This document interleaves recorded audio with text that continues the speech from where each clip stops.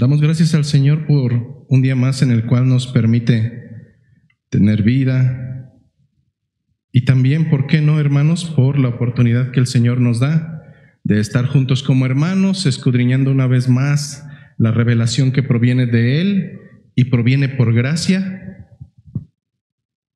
Vamos directamente a nuestras escrituras y este texto creo que al final de toda esta serie de exposiciones temáticas, que más que predicaciones, hermanos, les soy honesto, la intencionalidad era el tener una serie de clases, o por si así lo queremos ver, de carácter un poco más teológico. Creo que al final, ya después de esta, la quinta semana, vamos a terminar aprendiendo esta cita bíblica.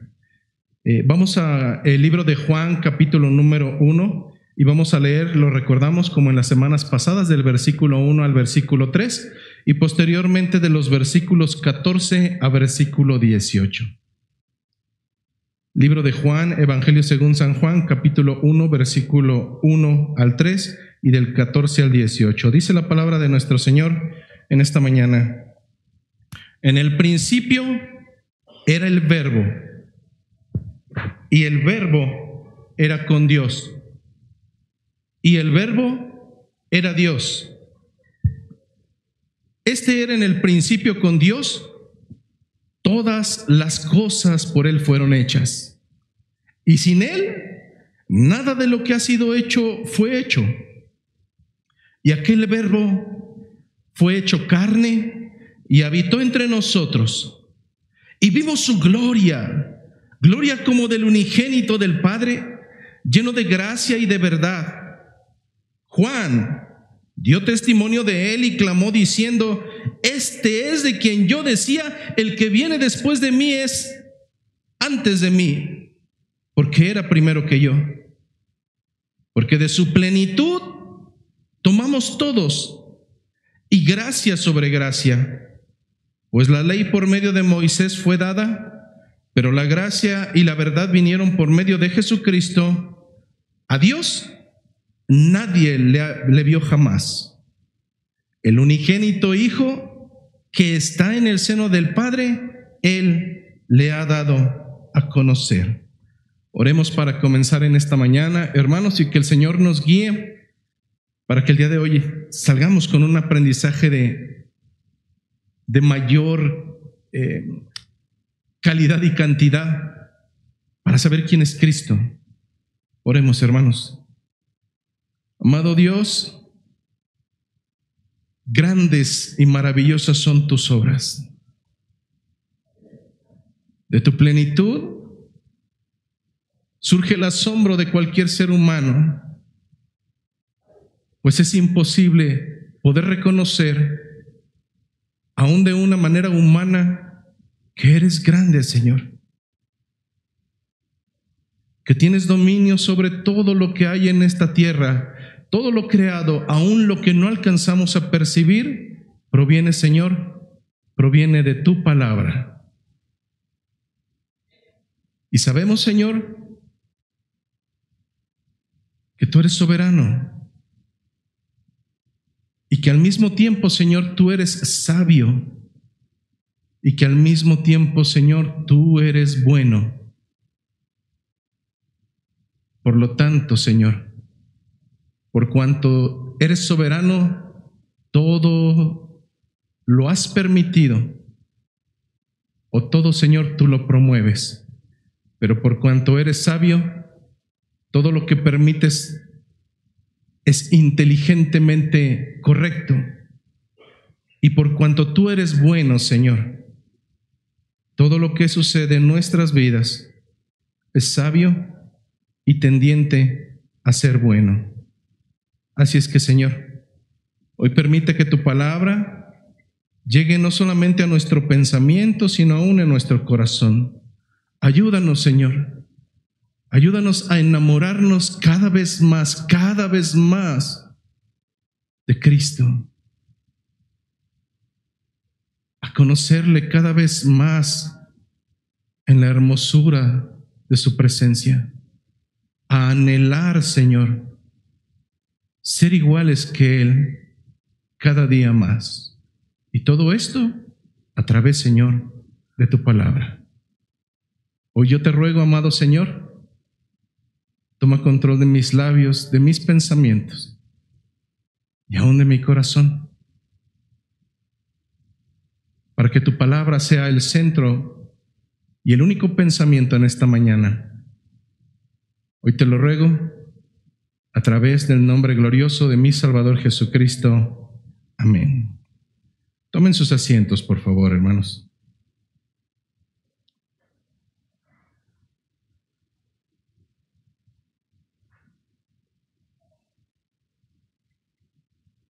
¿Por qué centrarnos en Jesucristo? Creo que no hay otro tema central a lo largo de las Escrituras.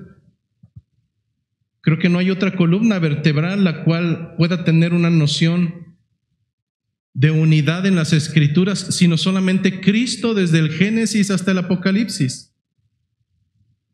Juan deja claridad y nos da un entendimiento de que antes de que todas las cosas fueran hechas, el Verbo estaba con Dios y el Verbo es Dios.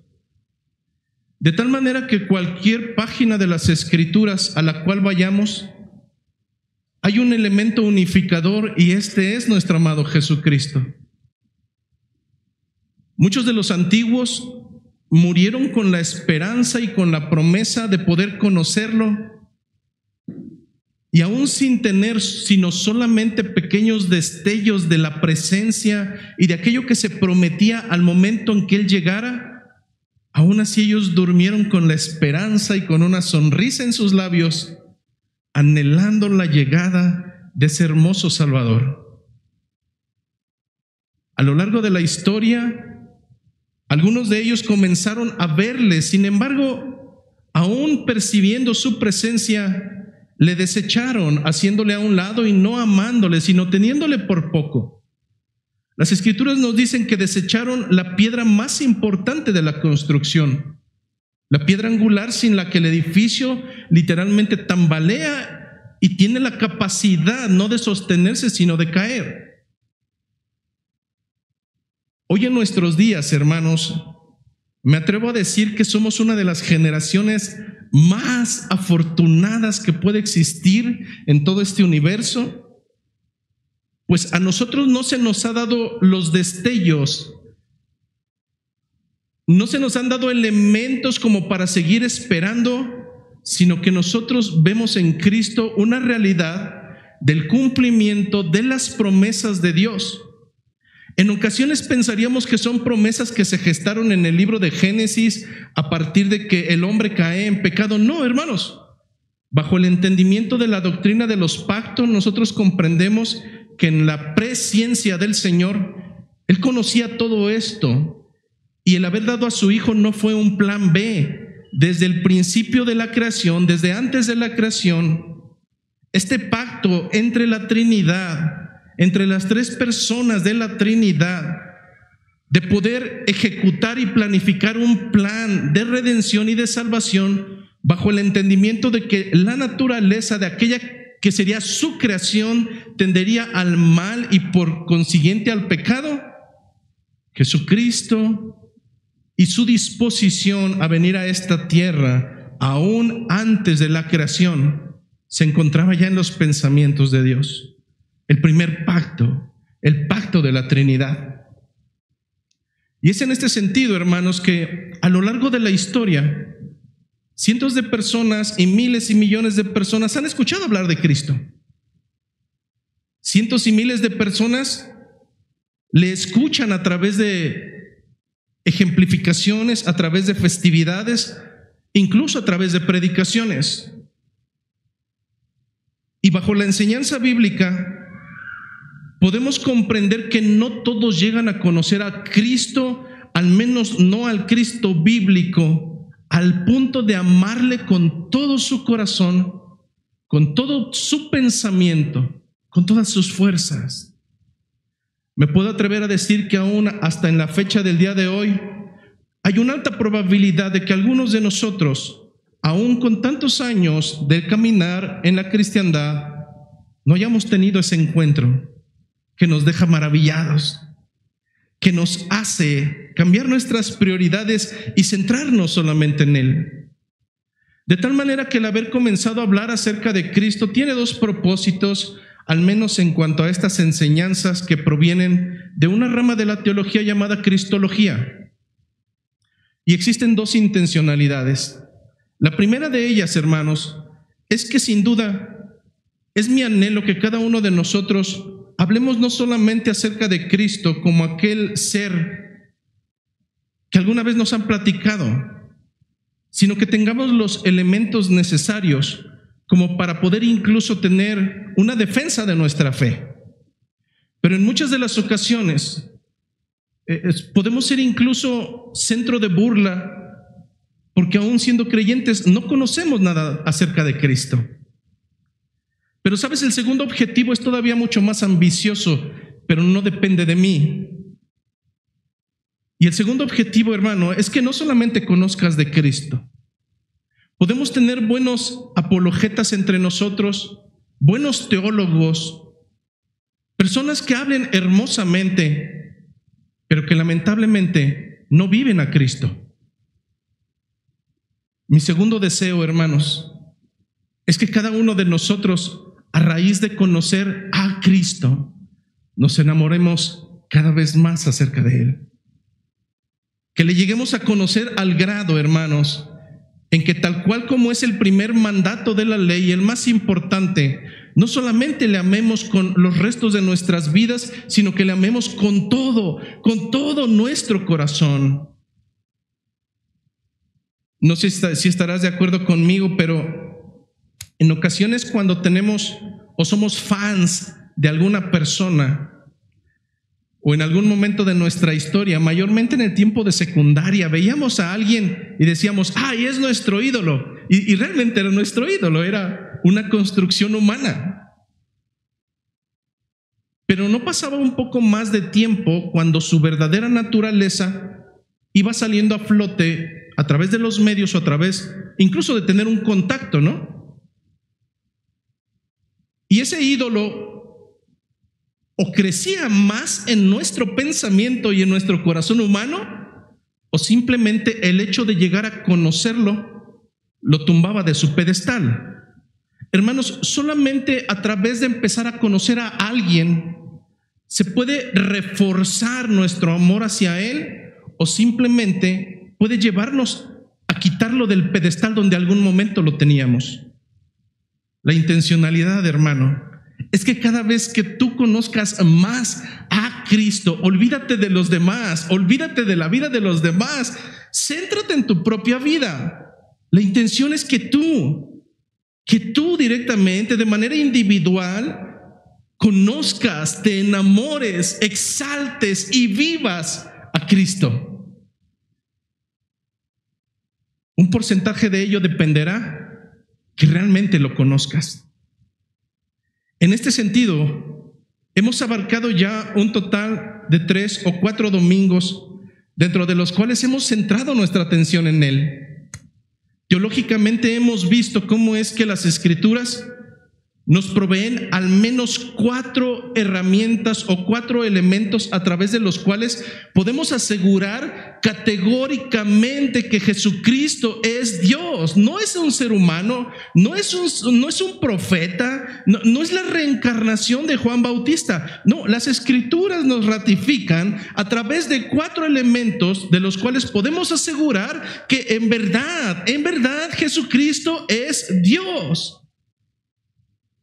Semanas pasadas comenzamos con un primer apartado en donde a través de las Escrituras podemos identificar cómo es que a Cristo y solamente a Cristo, a través de todo el fundamento escritural, se le atribuyen los atributos, valga la redundancia, los atributos, las características que solamente a Dios le pertenecen. Vimos algunos de ellos como la sabiduría, la soberanía, la omnipotencia y la aceidad, incluyendo la eternidad. Son elementos que solamente a Dios le pertenecen y que a través de las Escrituras vimos en semanas pasadas que solamente a Cristo se le atribuyen, y por tanto podemos asegurar que Jesucristo a través de las Escrituras, es Dios. Pero después de ello vimos un segundo elemento. Y vimos cómo es que los judíos, por más de 1500, 2000 años, no se han atrevido a hablarle a Dios por su nombre. Han creado diferentes nombres, los cuales representan parte de sus atributos. Pero aún en ello, en el fundamento escritural encontramos al menos 3. El primero de ellos, la palabra griega teos. En segundo, el atributo o el nombre kurios. Y en tercero, el nombre más conocido, yo soy o ego eimi. Si los judíos no se han atrevido ni siquiera a veces a mencionar el nombre de Dios, mucho menos se atreverían a otorgarle estos nombres a un ser humano.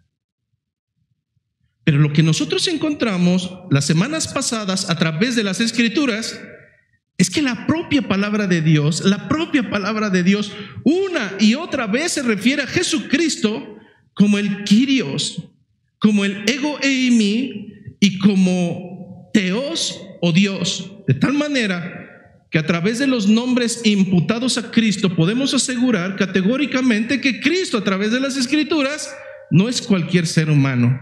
Cristo es mi Señor. El día de hoy pretendo que culminemos y vamos a ver 2 apartados a través de los cuales nosotros como creyentes podemos asegurar que bíblicamente Cristo es Dios. El primero de ellos tiene que ver con las propias palabras de aquellos que caminaron con Él. No solamente algunos de los más cercanos, aunque hablaremos de la postura del apóstol Juan, del apóstol Pedro, de Lucas, el médico que escribió fundamento escritural y que era discípulo del apóstol Pablo, sino que también veremos al final de este apartado cómo es que algunas personas, algunos contemporáneos que nada tenían que ver con él, de manera implícita reconocían que había características divinas en Jesucristo y por tanto al final de este apartado podremos tener elementos para asegurar que Cristo es Dios. El último de nuestros apartados, el cuarto, si Dios lo permite el día de hoy, iremos a aquellos textos y nos centraremos solamente en 4 que no es que pretendan ni que supongamos, no, son 4 textos bíblicos que explícitamente, de manera directa, declaran que Cristo es Dios, o al menos que tiene esas características divinas que lo hacen diferente a cualquier ser humano que haya vivido sobre esta tierra. En este sentido, tengo que hacer una advertencia, hermanos. El día de hoy parecerá que vamos muy rápido, pero la intencionalidad no es detenernos, ni mucho menos explicar a detalle cada texto, porque serán demasiados. Así es que el día de hoy yo te doy un consejo. Saca tu libreta, saca tu bolígrafo, anota las citas bíblicas y llegando a tu casa, e incluso a manera de que puedas reforzar tu sacerdocio como hombre de hogar, puedas corroborar junto con tu familia que los textos son explícitamente los que escritos están en el fundamento bíblico. En este sentido, hermanos, vamos con nuestro tercer apartado, el cual hemos mencionado que la divinidad de Cristo se encuentra afirmada a través de las Escrituras debido a la afirmación categórica de algunos de sus contemporáneos.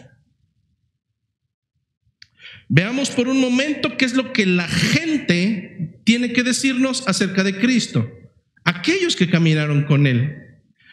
Comenzaremos con el apóstol Juan. ¿Qué es lo que dice el apóstol Juan acerca de aquel hombre que caminó con Él, al cual percibió, al cual estuvo caminando a su lado? Y de primera instancia tenemos el texto base, el texto bíblico base. Juan capítulo 1, versículo 1 en adelante. El primer hecho radical para los tiempos de Juan es escribir y asegurar que Jesucristo no justamente nace en un pesebre, y no malentendamos. Lo que hace Juan es asegurar categóricamente que ese Cristo que ahora lo vemos en forma humana y que previamente nadie vio a Dios, ahora por designio divino, el Señor nos lo da a conocer de manera humana. Pero lo que asegura categóricamente Juan en el primer capítulo y primer versículo es que ese hombre, en forma espiritual, en forma de Dios, era en el principio, no solamente con Dios. Él asegura categóricamente que ese verbo que más, versículos más adelante, a partir del 12 al 18, asegura quién es ese hombre, por cuanto él caminó con él. Pero me gustaría ir a otros textos más, los cuales son complementarios acerca de la postura de Juan, bajo el entendido de que no solamente escribe un libro, sino son cinco libros bíblicos los que escribe Juan. Vayamos a Primera de Juan, capítulo 5, versículo 20, y probablemente en algún momento no me voy a poder detener tanto, pero váyalos anotando, hermano. Yo se lo voy a leer. Primera de Juan, capítulo 5, versículo 20. Dice el apóstol Juan: pero sabemos que el Hijo de Dios ha venido y nos ha dado entendimiento. Subraya esa parte, hermano, subraya esa parte porque es importante. Y nos ha dado entendimiento para conocer al que es verdadero, y estamos en el verdadero. Es su Hijo. ¿Y cómo le nombra? Jesucristo. Hablando de Jesucristo, es el verdadero Dios y la vida eterna. Oiga, pastor, ¿por qué subrayar la palabra entendimiento? Bajo la enseñanza bíblica, nosotros comprendemos que Dios se da a conocer. Los grandes teólogos llegaron a la conclusión de que hay diferentes maneras en las cuales Dios se da a conocer a los seres humanos, a su creación, y esos teólogos determinaron que había una revelación natural o una revelación general, y la cual encontramos no solamente en Salmos, sino también en el libro a los Romanos. Bajo esta enseñanza, lo que enseñará más tarde el apóstol Pablo es que ni un ser humano, ni uno solo, tiene excusa para poder presentarse al final de los tiempos a rendir cuentas delante de Dios y decirle: es que nunca te conocí. A través de la revelación natural, Dios se da a conocer por dos medios. El primero de ellos es que, hermanos, no podemos salir y ver esa camioneta, abrirla, abrir el motor, ver todos los componentes que hay dentro y decir: yo no creo en un constructor de camionetas. Eso sería sumamente ilógico. Yo no puedo llegar y ver un reloj de esos antiguos con muchas piezas, con muchos engranes, y decir: no, esto simplemente apareció aquí de la nada. Yo no creo en un relojero. Hermano, estos dos ejemplos son igualmente comparables a alguien que diga: ese árbol salió de la nada. Esos montes, esas aves, todo lo que vemos a nuestro alrededor, la composición del ser humano, que los científicos han llegado al acuerdo de que todos los químicos que conviven entre nosotros, si los pusieran simplemente amontonados, explotarían. Hermano, es innegable que a través de la naturaleza nadie pueda justificarse en decir: no te conocí, Señor. Hay un Dios. Pero por si fuera poco, al Señor le plació no solamente a través de la naturaleza, sino a través de la propia conciencia, el implantar el conocimiento de Dios en nosotros. Ninguno de nosotros pudiera decir, incluso un gentil: en la Biblia está escrito o Dios ha prohibido asesinar. Hermano, no necesitamos ni siquiera ir al fundamento bíblico para que nuestra propia conciencia, nuestro propio entendimiento nos diga cuando estamos obrando mal. Dios ha implantado su conocimiento en cada uno de nosotros. Yo sé cuando voy a tomar algo que no me pertenece y no necesito ver las escrituras o no necesito ser religioso para saber que hay un Dios, hay una ley que me dice eso no está bien. De tal manera que conforme a la revelación de Dios, ninguno de nosotros podrá decir al final del camino, no te conocí, Señor. Pero los teólogos concuerdan en que Dios se da a conocer de una manera más especial, y voy a tratar de dejar claridad del por qué es especial. Solamente a los que le place. Es en este sentido, hermanos, que yo puedo conocer la creación de Dios, puedo tener una conciencia y al final de mis días poder llegar delante del juicio y simplemente obtener juicio eterno por cuanto conocí a Dios, pero no conocí a Dios. ¿Por qué? Porque simplemente a Él no le plació. Pero lo que está diciendo Juan en este segmento escritural de 1 de Juan 5:20 es que sabemos que el Hijo de Dios ha venido y es Dios quien nos ha dado entendimiento para conocer, para entender, para comprender que Él es el verdadero y estamos en el verdadero y en su Hijo Jesucristo, y nos da un entendimiento para poder comprender en nuestro pensamiento y en nuestro corazón que Cristo es el verdadero Dios y la vida eterna. En ocasiones yo sé que has compartido el evangelio con alguien por más de una ocasión. Y probablemente tu pregunta es, ¿por qué no lo puede comprender? ¿Por qué no lo puede absorber? ¿Acaso es incapacitado en cuanto a su entendimiento, a su sabiduría? No, hermano, en muchas ocasiones hemos predicado para personas que tienen maestrías, doctorados, postdoctorados. ¿Cuál es el problema? El problema no es que no pueda comprender a Jesucristo de una manera natural, es que es de Dios y solamente de Dios el que brinda la revelación de una manera especial para salvación. No es del que quiere, no es del que corre, es de Dios quien tiene misericordia. El entendimiento en este segmento escritural es que el Señor, hablando de teos, hablando de curios, hablando de ego eimi, le plació extender revelación divina para este hombre que ahora comprendía quién es ese Jesucristo que está caminando. No es un hombre, Él es Dios, Él es mi Salvador. Primera de Juan, capítulo 1, versículo 1 al 4. Seguimos con Juan. Primera de Juan 1, del 1 al 4, dice así: lo que era desde el principio. ¿Te suenan esas palabras? Lo que era desde el principio.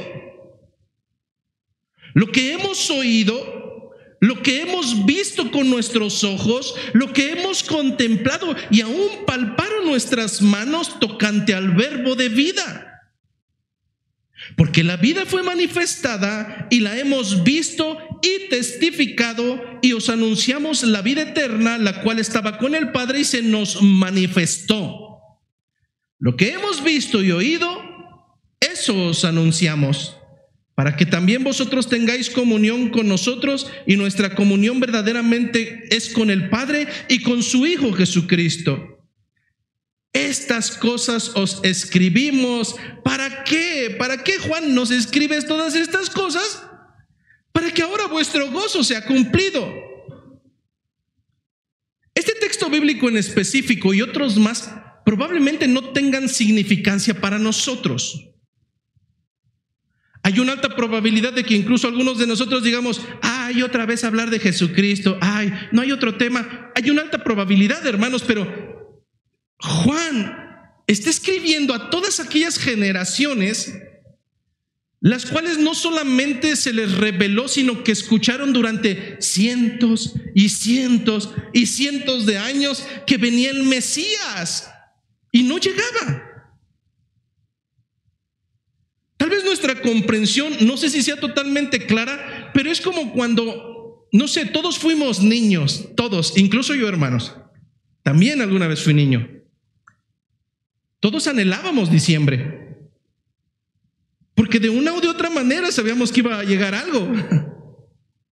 El papá recibía aguinaldo, había juguetes.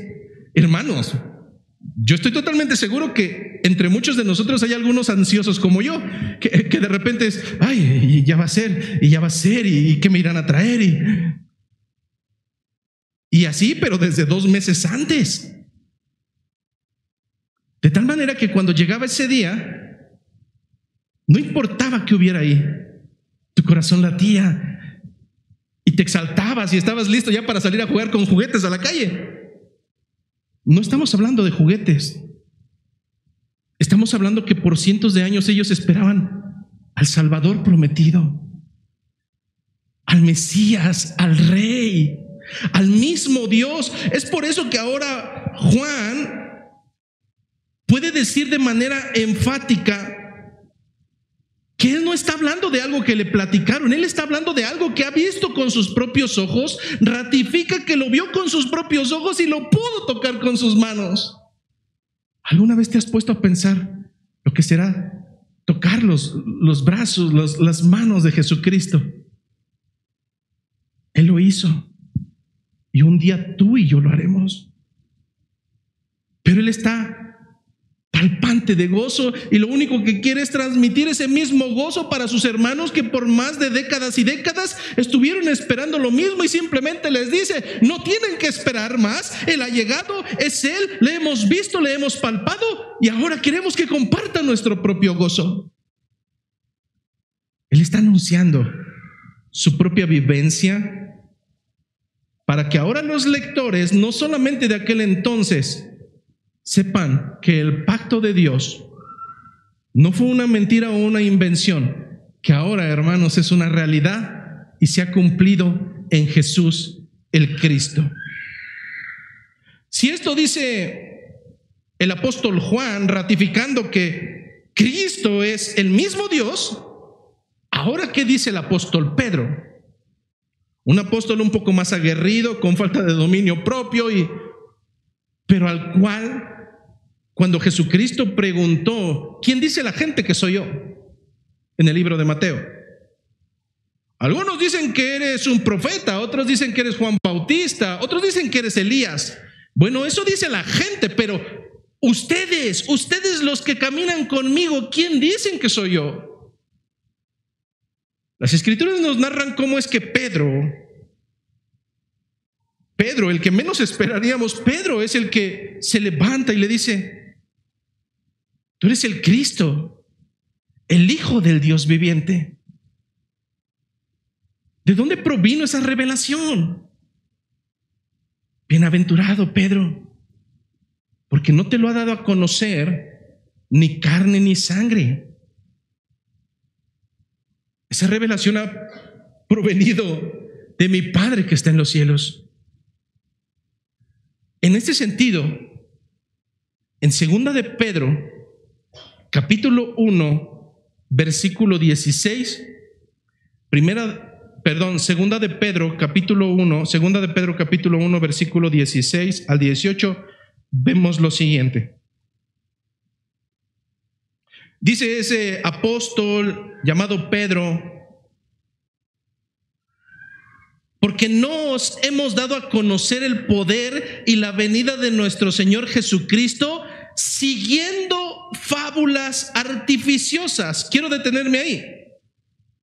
Porque no os hemos dado a conocer el poder y la venida de nuestro Señor.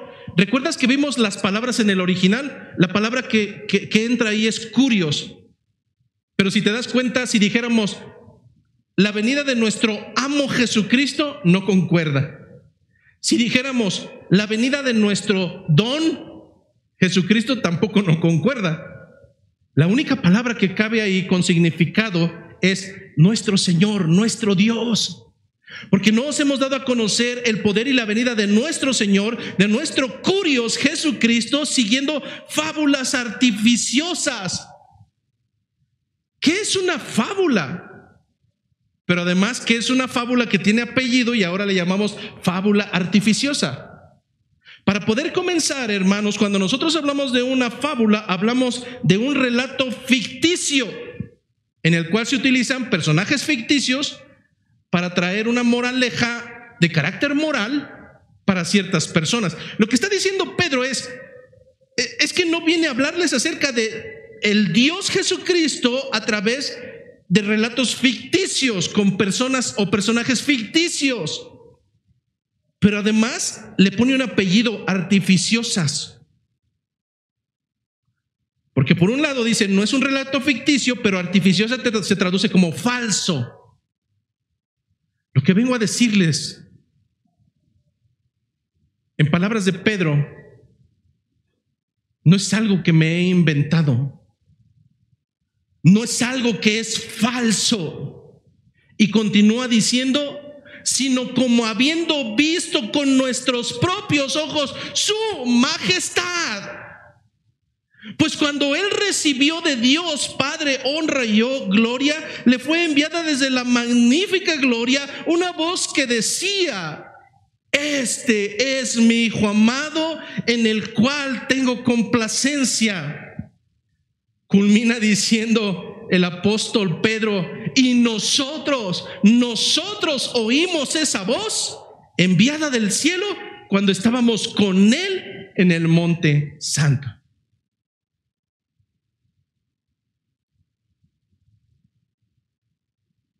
Preocúpate si él estuviera diciendo, es que me dijeron, no hermano, no. O es que mira, me voy a inventar una historieta. No hermano, él está diciendo que él estuvo presente, que él estuvo allí. Y las mismas escrituras ratifican que esto es verdad. ¿De qué clase de gloria que descendió de los cielos, donde se escuchó una voz, la cual le nombró como su Hijo amado, en el cual tiene complacencia? ¿De qué está hablando? Solamente Pedro y 2 más estuvieron presentes, no más. Esta narración nosotros la podemos encontrar en el libro de Mateo capítulo 17, la conocemos como la transfiguración. Lo que nos dice ese texto bíblico es que en aquel momento a Jesucristo le plació solamente a tomar 3 de los suyos, a Pedro, el cual está dando este texto, a Jacobo y a Juan su hermano.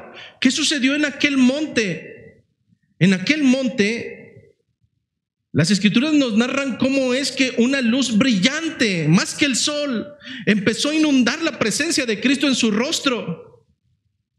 Y se aparecieron 2 hombres más, el representante de los profetas y el representante de la ley.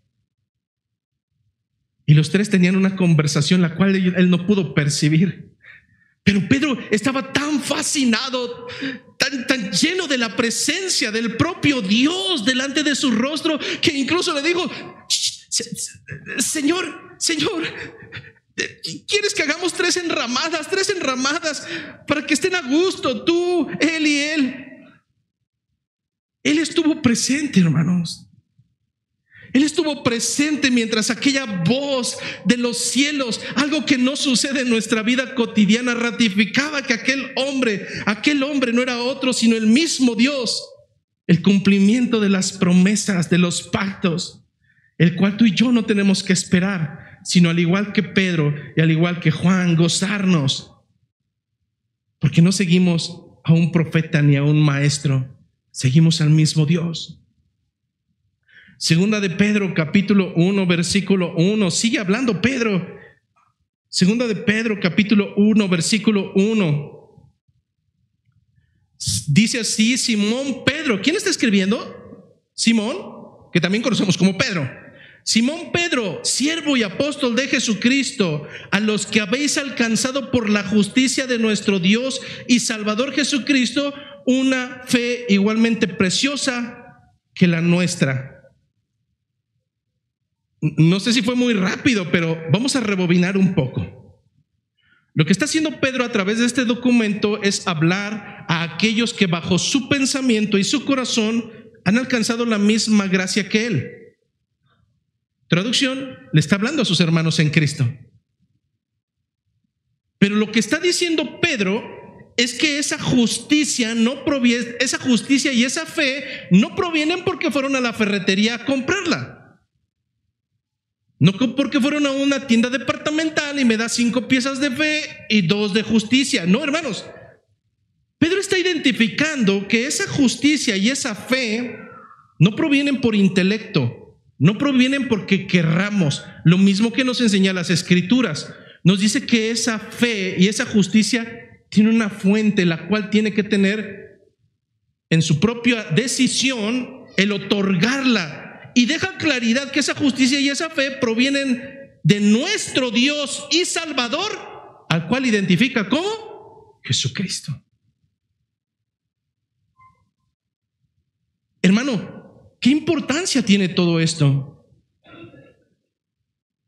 Que solamente hay un camino, que solamente hay una verdad y que solamente hay una vida y que nadie puede ir al Padre si no es por medio de Él. ¿Te das cuenta de la importancia y de la magnificencia de conocer en verdad a nuestro amado Jesucristo? Porque el no conocerle y el seguir a cualquier otra cosa en vez de Jesucristo puede ser la traducción del cumplimiento de Mateo 7. No te conozco, no sé quién eres, apártate de mí, hacedor de maldad. Ahora con todo esto de los presidentes, hermanos, solamente levante su mano quien conozca a un presidente norteamericano llamado Donald Trump.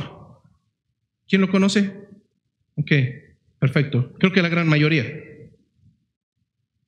Imagínate por un momento, yo te digo, oye, ¿tú conoces a Donald Trump? Sí, claro, yo lo conozco. Entonces tú pudieras ir a la Casa Blanca, meterte hasta adentro y saludarlo porque lo conoces. Sí, claro. Entonces te llevamos a la Casa Blanca. No has puesto siquiera un pie adentro de la reja cuando ya te sacaron de las greñas. Tú puedes gritar en la puerta y decir, Donald Trump, yo te conozco, te he visto. Who is that person? ¿Quién es ese mexicano? Dice que te conoce. Sí. Podrá conocerme mucho, pero yo no lo conozco a él. Hermano, la importancia de conocer a nuestro hermoso Salvador es vivir en esa comunión con Él. Saber qué es lo que ama, qué es lo que le agrada, qué es lo que le tiene complacencia. Lo que está diciendo Pedro es que ese conocimiento profundo proviene de Él mismo, de Dios, nuestro Salvador Jesucristo. Vamos al tercer testigo ocular. Y el tercer testigo ocular que a través de las Escrituras ratifica que Jesucristo es Dios, no es otro sino Lucas, un profesionista, un médico, discípulo del apóstol Pablo, y que a través de los siguientes textos nos dará entendimiento de quién percibía él que era Cristo. Para ello nos narra una historia muy larga que se encuentra en Lucas capítulo 1 versículo 67 en adelante, y este texto lo retoma para poder describir las palabras de un profeta llamado Zacarías, al cual vas a ubicar como el padre de Juan Bautista, y el cual en su momento, siendo Zacarías, era sacerdote dentro del lugar de reunión. ¿Qué es lo que dijo aquel profeta y que ahora nos narra Lucas? Si Lucas no creyera que esto es real, simplemente no lo escribe. Al menos yo no escribiría mentiras, asegurándolas como verdad. Eso es lo que hace Lucas. Lucas capítulo 1 versículo 67 dice lo siguiente: y Zacarías su padre, ¿el padre de quién? De Juan Bautista. Y Zacarías su padre fue lleno del Espíritu Santo y profetizó, es decir, dio un mensaje por parte de Dios. ¿Qué fue lo que dijo? Bendito el Señor, bendito el Curios, Dios, Teos de Israel, que ha visitado y redimido a su pueblo y nos levantó un poderoso Salvador en la casa de David su siervo, como habló por boca de sus santos profetas, que fueron desde el principio salvación de nuestros enemigos y de la mano de todos los que nos aborrecieron, para hacer misericordia con nuestros padres y acordarse de su santo pacto, del juramento que hizo Abraham nuestro padre, que nos había de conceder, que librados de nuestros enemigos sin temor les serviríamos en santidad y en justicia delante de él todos nuestros días. Versículo 76, importante. Y tú, niño, profeta del Altísimo, serás llamado, porque irás delante de la presencia del Curios, presencia del Señor, para preparar sus caminos, para dar conocimiento de salvación a su pueblo, para perdón de sus pecados, por la entrañable misericordia de nuestro Teos, Dios, con que nos visitó desde lo alto la aurora, para dar luz a los que habitan en tinieblas y en sombra de muerte, para encaminar nuestros pies por caminos de pies. Resumen, ¿qué es lo que está diciendo? Tal vez para nosotros no tenga significancia, pero un judío había escuchado hablar esa promesa generación tras generación, generación tras generación, generación tras generación. Vendrá el Salvador, vendrá el Salvador, vendrá nuestro libertador, vendrá de la casa de David, raíz del tronco de David. A veces pensamos en ciertos textos bíblicos y decimos, ¿y esto qué? ¿Qué que venga de David y David engendró a no sé quién? Y decimos, ay, no, esa no la pasamos. No, hermano, esto es como si alguna vez te has subido a la techumbre de tu casa, mayormente cuando van a venir las lluvias, y entonces te pones a tallar el techo y encuentras una grietita. Y probablemente puedas decir, ya voy a tapar esta grieta. Eso no es lo que recomiendan los expertos. Los expertos dicen, si ya encontraste la punta de la grieta, ahora vete siguiéndola. Tállale. Porque te das cuenta que eso solamente fue el punto final de la grieta. Pero que te vas a sorprender porque una vez que has encontrado la grieta final, tallando y tallando te vas dando cuenta que esas son ramificaciones que provienen de muchos lados, pero que a final de cuentas provino de un solo lugar. A veces pensaríamos que ser Jesucristo es fácil, incluso en el tema de la genealogía, y no es así, hermanos. Tuvo que haber surgido de un punto específico de acuerdo a las profecías, y tuvo que haber nacido después de todas esas grietas y marañas donde las familias, unas se fueron para allá y otras se perdieron, y llegar hasta el punto de decir, es descendiente de la simiente de David. Él es Dios. Él es el cumplimiento de la promesa. Pero algo importante que vemos en este texto, de acuerdo a la perspectiva de Lucas, y lo que nos empieza a narrar, es que Juan Bautista, el que sería más conocido como Juan Bautista años posteriores, al menos en ese momento, aún apenas previo a su nacimiento, lo que está diciendo es que ese niño sería un profeta del Altísimo y sería llamado para ir delante de la presencia de Dios. Recordemos que esta palabra no se utilizaba de una manera arbitraria. Está hablando de un profeta, el cual está narrado en Isaías, y que es el cumplimiento de esas raíces hasta llegar ahí, justamente ellos dos. El profeta que va delante de él, preparando el camino, y el mismo Señor, el cumplimiento del Teos. La pregunta, ¿quién es ese Curios? ¿Quién es ese Señor? ¿Quién es ese Dios del cual está hablando Zacarías? Al cual sería capaz de hacer algo impensable. Rastréate dentro de todas las escrituras y el atrevimiento de decir voy a perdonar tus pecados no surge sino hasta el momento en que el pensamiento cristiano deriva en el sacerdocio católico y se toma ese atrevimiento. Ese atrevimiento tal que jamás se había estilado de decir, yo te voy a perdonar tus pecados. No, hermano, no. Decir eso en el pueblo hebreo era una herejía y era el sinónimo de que te llevaran a juicio y te crucificaran. Pero lo que está diciendo Zacarías a través del mensaje de Dios es que este Señor no solamente vendría a ser el resultado de Dios, sino que también sería aquel que perdonaría los pecados. El cumplimiento, hermanos, de nuestra redención. Si esto hasta el momento han dicho Pedro, Lucas y Juan, pudiéramos argumentar, bueno, es que ellos eran seguidores de Cristo.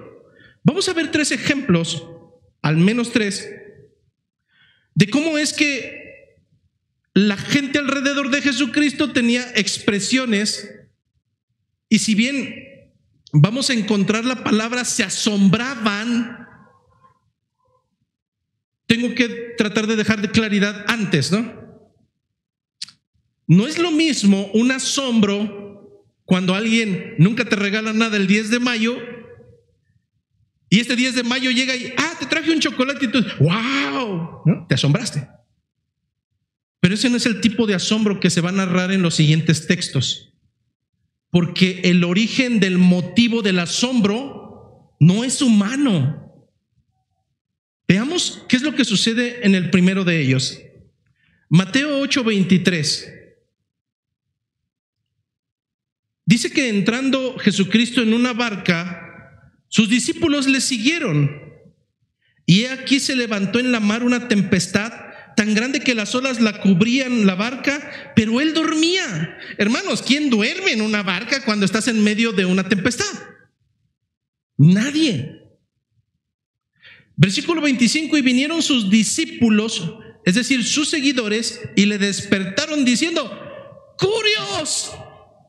Señor, Señor en el sentido de divinidad. ¡Curios! ¡Sálvanos que perecemos! Él les dijo, ¿por qué teméis, hombres de poca fe? Lo acaban de llamar Señor y el Señor está con ellos en medio de la tempestad, pero ellos le dicen, ¡Curios! ¿Qué no ves que nos vamos a morir? Entonces levantándose, ¿qué hizo? Reprendió a los vientos y al mar y se hizo grande bonanza, gran tranquilidad. El agua volvió a estar apacible. Hermanos, ¿quién? Aún en nuestro tiempo, ¿quién? ¿Cuándo has visto que alguien, no estoy hablando de caricaturas, estoy hablando de la realidad? ¿Quién va y se confronta a una tormenta y le dice, cálmate? Y la tormenta se desvanece. Ojo humano no lo ha visto, salvo en esta escena. Y los hombres, hablando de los seguidores y los que tal vez estuvieran alrededor, ¿qué sucedió? Dijeron, eso es normal, es un profeta. No, se maravillaron diciendo, ¿qué hombre es este que aún los vientos y el mar le obedecen? En el idioma griego, hermanos, no existen los conceptos hombre y mujer. Se abduce solamente la palabra considerando de que es una persona. De tal manera que cuando se traduce a Reina Valera o a otras versiones, ¿qué hombre es este? No está hablando acerca de la humanidad de la persona, simplemente se está dirigiendo, ¿qué es él? No le está dando la categoría de hombre terrenal, no, ¿qué es él? Que aún los vientos le obedecen. Pero no solamente se queda ahí Mateo narrándonos cómo era la manera en que percibían a Jesucristo los de alrededor. En Mateo 9:32 dice así: mientras salían ellos, he aquí le trajeron un mudo endemoniado. Ay, Señor, no se ensañó ahí, no solamente era mudo, era un mudo endemoniado. Así era la gravedad. ¿Qué sucedió ahí? y echando fuera el demonio, el mudo habló y la gente se maravillaba y decían: nunca se ha visto cosa semejante en Israel. Lo mismo podemos decir hoy en día, hermano. Esto no sucede, salvo en los teatros de algunas iglesias que se catalogan como cristianas, que se ponen de acuerdo y dicen: cuando yo diga ya te hago así, y te levantas y ya hablas como si no hablaras. No, hermano, pero aquí estamos hablando de que en una situación normal, Jesucristo no solamente ordenó a las tempestades. Jesucristo tiene el poderío de Dios para poder ordenar a las huestes de maldad a sujetársele a Él. ¿Qué hace la gente? Se maravilla. Mateo capítulo 13, versículo 54. Mateo 13, 54. Y venido a su tierra, les enseñaba en las sinagogas de ellos, de tal manera que decían: ah, qué padre, qué bonito, vámonos. No, hermanos, se maravillaban, es la misma palabra, se maravillaban de su enseñanza, de su intelecto, de su autoridad, y decían: ¿de dónde tiene esta sabiduría y estos milagros? Traducción: esto no es terrenal. Esto que estamos percibiendo no es terrenal, no sucede. ¿De dónde tiene esta sabiduría y estos milagros? Hermanos, Él es Dios. Marcos 7:37. Marcos 7:37. La historia de Jesús que sana a un sordomudo. ¿Cómo es que al Señor le encanta darnos los ejemplos más drásticos? No solamente es sordo, también es mudo. Un sordomudo. La historia que nos narra Marcos 7 es la historia de cómo Él sana a este hombre. Y sabes, siempre habrá gente alrededor que esté ahí, dale y dale. Estaban algunos que odiaban a Jesucristo. Y entonces, ¿qué fue lo que sucedió cuando sana a este hombre? Dice: y en gran manera se maravillaban, diciendo: bien lo ha hecho todo. Hermano, Jesucristo no solamente hacía algo bien. Sus enemigos no podían con Él. ¿Por qué? Porque todo lo que había hecho, todo estaba bien. Hace a los sordos oír y a los mudos hablar. ¿Quién hace eso, hermanos? ¿Quién hace eso? En toda la historia de la humanidad esto no es una realidad. No existe persona que haga esto. Pero sí existen las profecías que narraban que esto sería la muestra de que Dios habría enviado ya al Salvador, al mismo Dios. Vamos con la parte final, hermanos. No se pierdan. Si escuchan una voz al final del túnel, no le hagan caso. Vamos por el último tramo. Cuarto segmento: textos explícitos que señalan la deidad de Cristo. Y solamente veremos 4. Pero antes de ver esos 4, hermanos, imaginemos por un momento que yo tengo aquí un trapito cualquiera, y está cubriendo esta pluma. Y entonces, a través de este trapito que es semitransparente, yo les pregunto: ¿saben qué es lo que hay detrás? Y muchos empezarán: no sé, una vara. Porque alcanzan a ver que la figura detrás de la tela tiene cierta consistencia, tiene cierta forma, pero en realidad lo que la tela los deja ver solamente es una parcialidad de lo que hay detrás de esa tela. Saben que tiene cierto tamaño, que tiene cierto espesor, pero no alcanzan a identificar en realidad. Tienen una noción, porque lo único que pueden ver es una sombra de lo que hay detrás, una sombra de lo que en realidad es. Lo que nosotros vamos a ver en los siguientes textos y de manera muy rápida es lo que los teólogos han llamado como los tipos. ¿Qué es un tipo? Es una figura, una persona o un evento del Antiguo Testamento, en muchas de las ocasiones, que prefigura o representa una verdad del Nuevo Testamento, o un antitipo.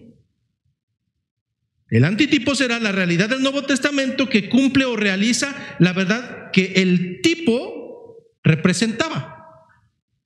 ¿Han escuchado el texto de es sombra de lo que habría de venir?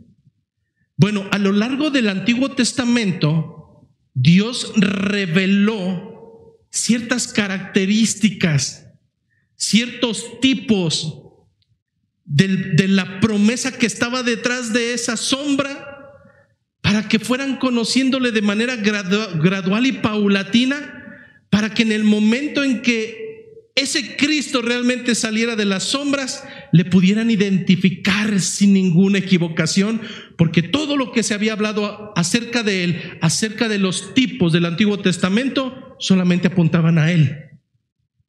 Eso es lo que vamos a ver en nuestro primer texto. Isaías capítulo 7, versículo 14.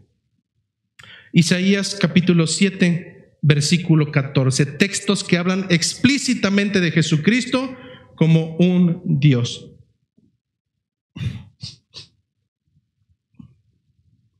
Dice Isaías 7:14: por tanto, el Señor mismo os dará señal.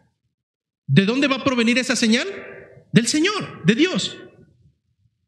He aquí, y esta es la señal, que la Virgen concebirá y dará a luz un hijo y llamará su nombre Emmanuel, que más adelante nos dará entendimiento Mateo, que esa traducción de ese nombre es Dios con nosotros. ¿Por qué podemos decir que aquí hay un tipo? Porque en ningún momento está mencionando a Jesús, el nombre que le otorgaron, Jesús el Cristo. Pero nos está diciendo que el Señor mismo mandará una señal, y esa señal será que ese Hijo, Dios con nosotros, Dios Jesucristo, Dios con nosotros, nacerá de una virgen. Cuando Isaías escribe este texto, ¿realmente se está refiriendo a Cristo y se está refiriendo a María y se está refiriendo al Salvador? Sí y no. Porque bajo el contexto de Isaías no existía María, ni existía Jesús. Pero fíjate cómo que a través de este texto Dios nos permite vislumbrar un poco de lo que vendría más adelante. El contexto de Isaías es el anuncio del nacimiento de un hijo propio, porque él tendría dos. Y a uno de ellos está diciendo que le llamará Emmanuel. Y ese hijo les librará de sus enemigos. Dios librará al pueblo de Isaías de sus enemigos a través de su propio hijo llamado Emmanuel. Contextualmente, hermanos, Isaías tuvo dos hijos y a través de cada hijo Dios le dio un mensaje. Y los hijos que Dios da a Isaías no son otra cosa sino el presagio para el pueblo de Dios. Si uno de los hijos de Isaías trae ese mensaje, la pregunta es: ¿quién es su enemigo? En el contexto de Isaías era un pueblo o un imperio llamado el Imperio Asirio. Pero al mismo tiempo que Dios le está dando un mensaje contextual para su tiempo, tal vez lo que no ha comprendido Isaías, que es al mismo tiempo nos está dando señal de Dios entre nosotros, que vendría cientos de años de manera posterior, y que al igual que ese hijo tendría un objetivo, y será librarnos de nuestros enemigos. En Mateo se nos narra cómo realmente concibió una virgen y dio a un hijo llamado Emmanuel. No le puso Emmanuel literalmente, pero conoceríamos que es Dios con nosotros. Isaías con su familia representaría lo que vendría cientos de años más tarde en la propia persona de Jesús el Cristo. Y si a ellos los libró de los asirios, ¿de qué nos libra a nosotros? Hermano, el Señor no te va a librar de tus problemas contextuales. Ese no es el objetivo de Cristo. Pero hay algo más importante. Y si el Señor nos libra de ese enemigo real, no importa que tengas enemigos por doquier, porque además el Señor lo permitió. Pero lo que estoy diciendo es que, hermanos, este Cristo no viene a librarnos de personas, viene a librarnos de algo con lo cual batallamos cada uno de nosotros, aunque lo querramos negar. Este Cristo vino a libertarnos de la esclavitud del pecado, de aquello que es vergonzoso delante del Señor. Segundo texto, Miqueas capítulo 5, versículo 2. Otro texto que intencionalmente ratifica la deidad del Mesías. ¿Recuerdan lo de las grietas? Miqueas 5:2. Pero tú, Belén Efrata, le está hablando a una ciudad, le está hablando a un pueblo. Pero tú, Belén Efrata, pequeña para estar entre las familias de Judá, es decir, un lugar insignificante, pues de ti me saldrá el que será curioso, Señor, en Israel. Y sus salidas son desde el principio, desde los días de la eternidad. Vámonos paso por paso. Y si al menos culminamos con esto, yo me sentiré bien. ¿De quién está hablando el profeta? El profeta no nos está dando un nombre, un adjetivo para poder reconocer a una persona física. Pero lo que sí nos está dando el profeta son al menos 5 características para poder identificar de quién está hablando. ¿Alguna vez has jugado Adivina quién? Si no lo has jugado, te lo recomiendo, entretiene mucho. 2 personas se ponen con un tablero donde hay muñequitos, caritas y todo, y tú escoges una carta la cual escondes y tiene un personaje, de tal manera que el otro comienza a preguntar: ¿tu personaje tiene bigote? Sí. Entonces baja todos los que no tienen bigote y van quedando. Y si al final adivina quién, entonces dio en el objetivo y ganó. Hermano, la narración de Miqueas nos da al menos 5 características para adivinar quién. Y te aseguro que nadie las cumpliría. Primer característica: saldrá de Belén. Si está diciendo el mismo texto que es no una nación, hermano, es una población. No sé aquí en Querétaro cuál sea de las poblaciones más pequeñas, pero imagínate una que tiene, no sé, 200, 300 personas. ¿Qué probabilidad hay que cualquier persona se haga pasar por el Mesías si primero no nació en Belén? Descartado. Es de ahí de donde nace Jesucristo, de acuerdo a Mateo capítulo 2, versículo 1. Primer característica cumplida. Segunda característica: nosotros encontramos que en el Antiguo Testamento se identificaron 12 tribus de Israel. O pertenecías a una o pertenecías a cualquiera del resto de las 11. Pero nacer en Belén y además pertenecer a cierta tribu era todavía más complicado. Lo que nos dice el texto de Miqueas es que no solamente nacería de Belén, sino que este Salvador, este Mesías, este Dios sería de la tribu de Judá. En 2 de Samuel, capítulo 7, versículo 16, vemos cómo es que Dios habla con David y le refiere la promesa de que de él vendría el descendiente del trono eterno. Lo que le dice Dios a David en 2 de Samuel 7:16 es que su trono sería firmado eternamente a raíz de su casa. Para poder comprender un poquito más esta promesa, es una promesa donde le dice: de ti saldrá aquel que tenga el trono eterno, será de tus descendientes. De tal manera que entonces nacer en Belén, ser de la tribu de Judá, y además que, por cierto, David es de la tribu de Judá, de él provenga el Salvador. 3 características que no cumpliría cualquiera fácilmente. Siguiente característica: será el Señor de Israel. Eso es lo que narra. Y por tanto, algunas posturas heréticas, como aquel hombre que dijo que Jesucristo vino a las Américas y trajo un nuevo evangelio, no pudo haber sido él.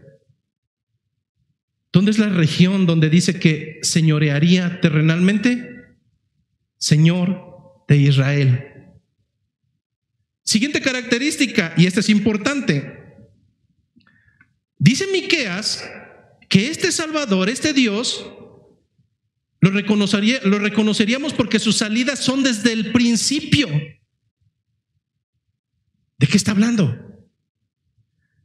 ¿Nos está diciendo acaso que una vez que llegara Jesucristo terrenal, entonces saldría a Judea, saldría a Samaria? No, hermanos, la palabra que utiliza Miqueas es la misma palabra que se utiliza en el libro de Génesis. Sus salidas son desde el principio.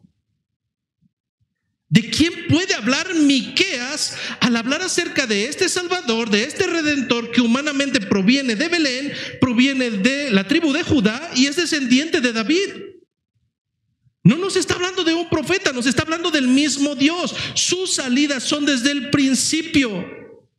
¿Quién está hablando en el texto? Quien está hablando el texto es Dios mismo, Jehová, quien dice que me saldrá, hablando del Mesías y haciendo referencia a las salidas, y no se refiere a su nacimiento, sino en el plural, de que sus salidas han estado haciéndose desde el principio. Él no es un hombre, es 100% hombre y al mismo tiempo es 100% Dios. Sus salidas han sido desde el principio, desde el principio, desde el principio. Lo que probablemente está haciendo en este segmento es hablando de la propia presencia del Espíritu de Jesucristo desde el inicio de la creación, desde antes de la creación, hermanos.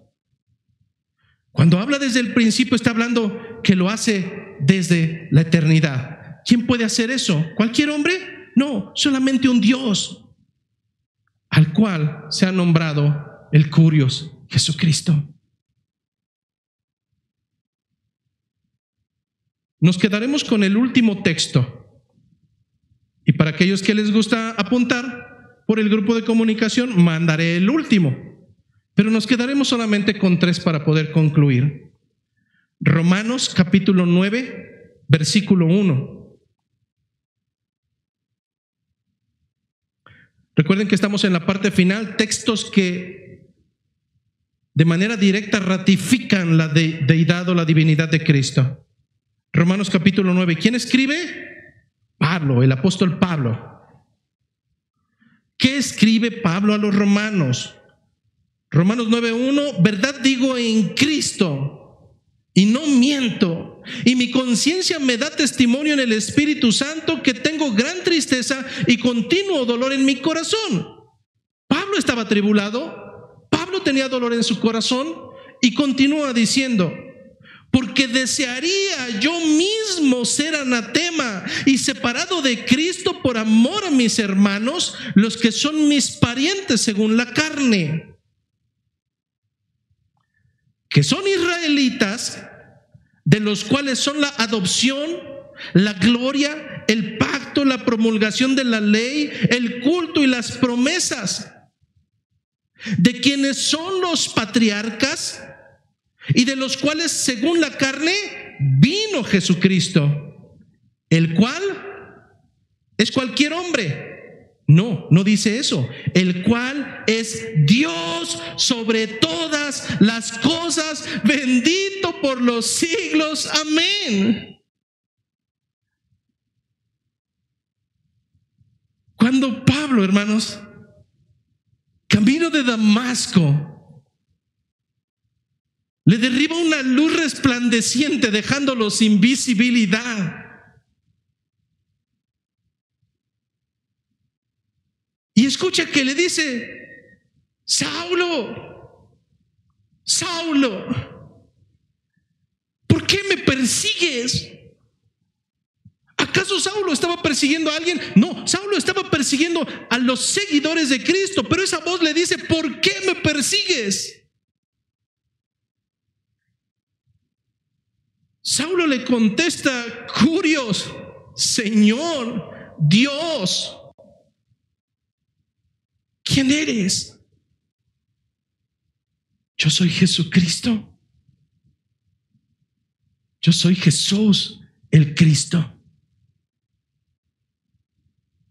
Duro ha de ser el estar dando patadas contra una puya.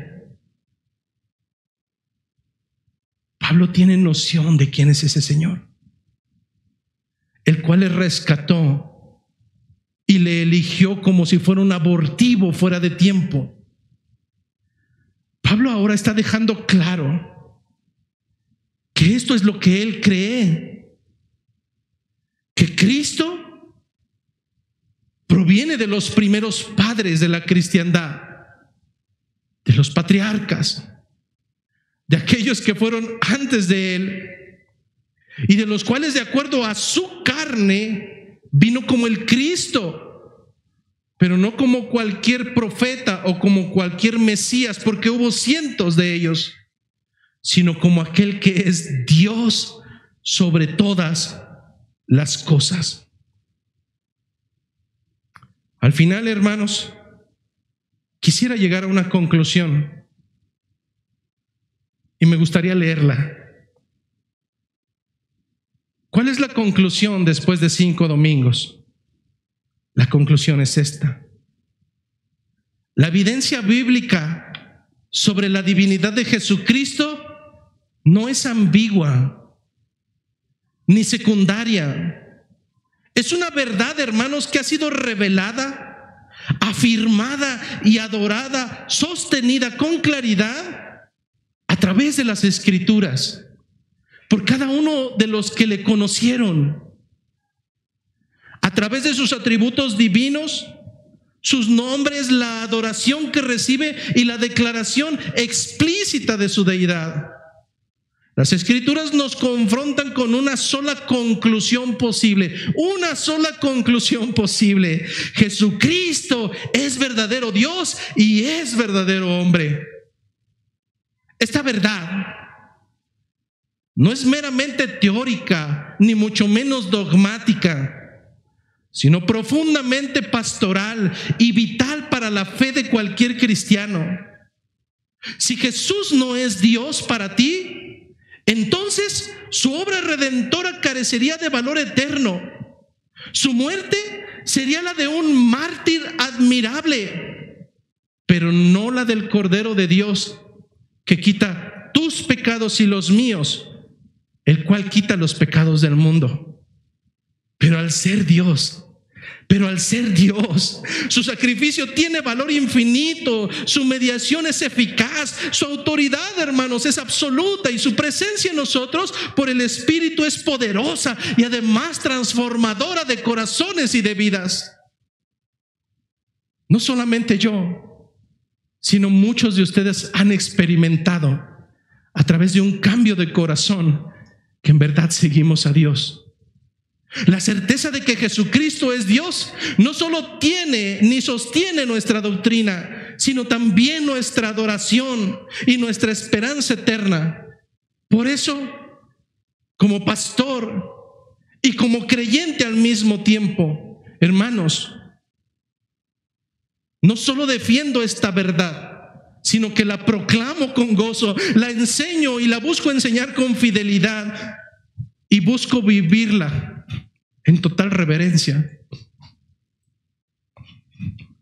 Porque saber que Dios mismo se hizo carne, Dios mismo se hizo carne, que habitó entre nosotros, que murió por nosotros y que además reina sobre nosotros, debería llenarnos de gratitud, de compromiso, de reverencia y sobre todo de profunda adoración. Así como Tomás, uno de los que le siguió, confesó avergonzado y postrado delante de él: Señor mío y Dios mío. Así también nosotros hoy, hermanos, iluminados por el Espíritu de Dios y guiados a través de las Escrituras, afirmamos con fe y además con humildad que Jesucristo es Dios, que es digno de toda honra, que es digno de toda gloria, que es digno de todo poder por los siglos de los siglos, y por tanto solamente puedo concluir con un glorioso amén. Que la gracia, que la paz, que la misericordia de nuestro amado Salvador sea con cada uno de nosotros.